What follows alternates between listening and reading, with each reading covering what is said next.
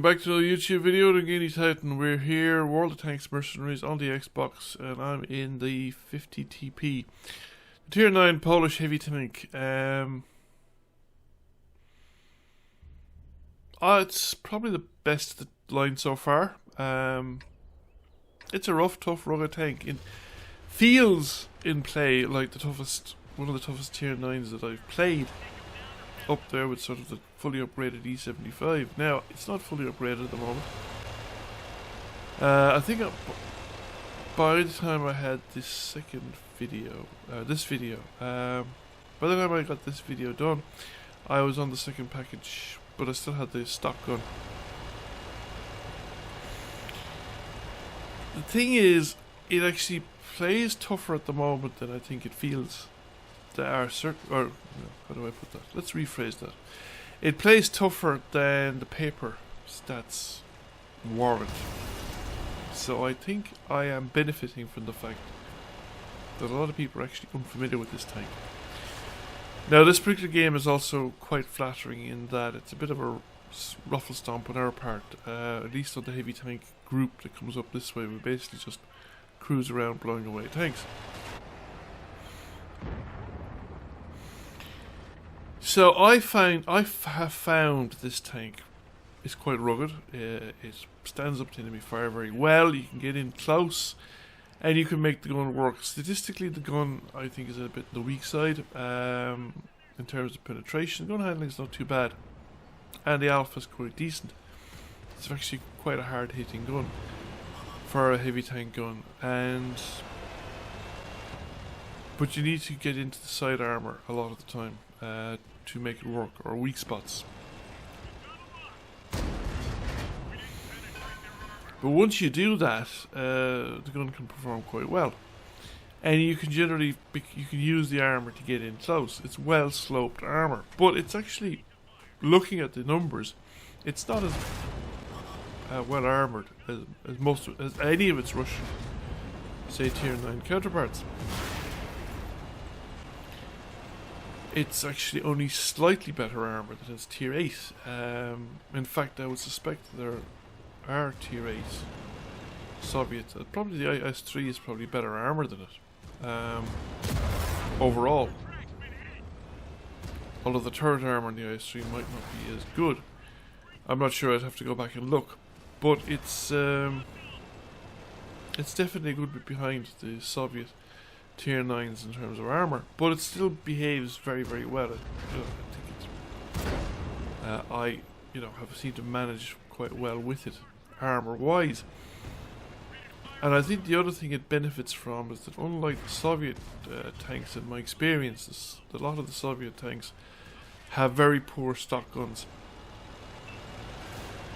While this one has a stock gun that's certainly up to the job. It mightn't be a great gun, and the tank might never get a great gun, because statistically I think the next gun up isn't a massive improvement or anything like that. It doesn't look like an outstanding gun or anything, but it's better than what we have, so it'll probably be good enough for the job.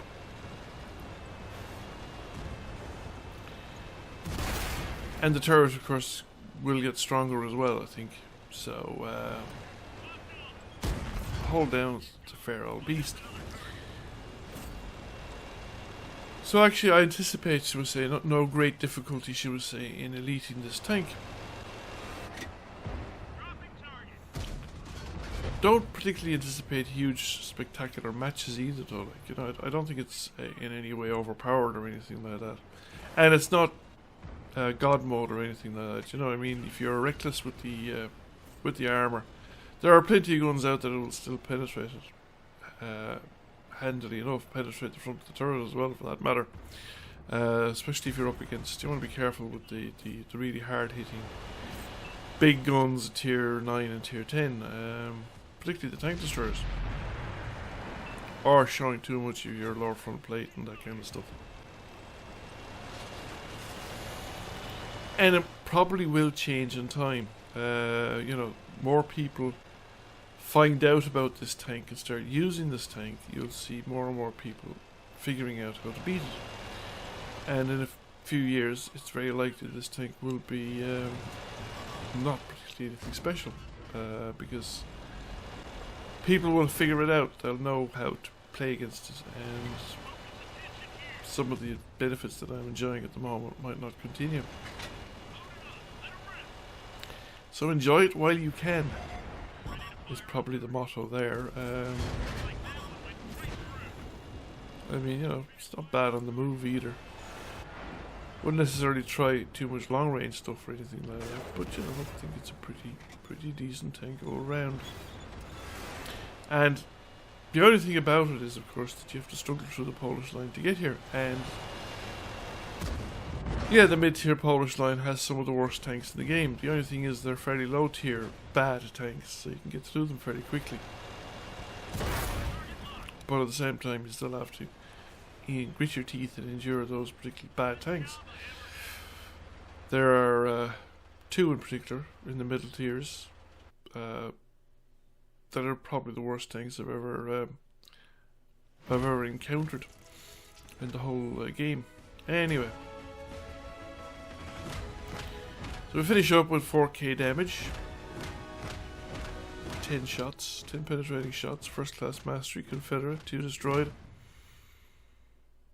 So you're doing almost 400, probably what, 390 to 400 average damage, somewhere in between the two of them.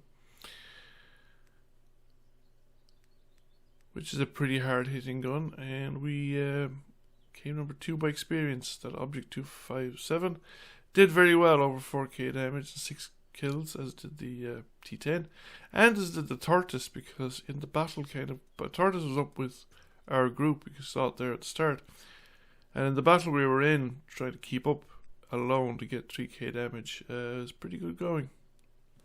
Anyway, thanks for watching. Thank you for watching. I hope you enjoyed the video. If you did, please press like, comment, share. It really helps the channel out. And if you have not already done so, please subscribe to the channel. I will catch you all again soon. Bye for now.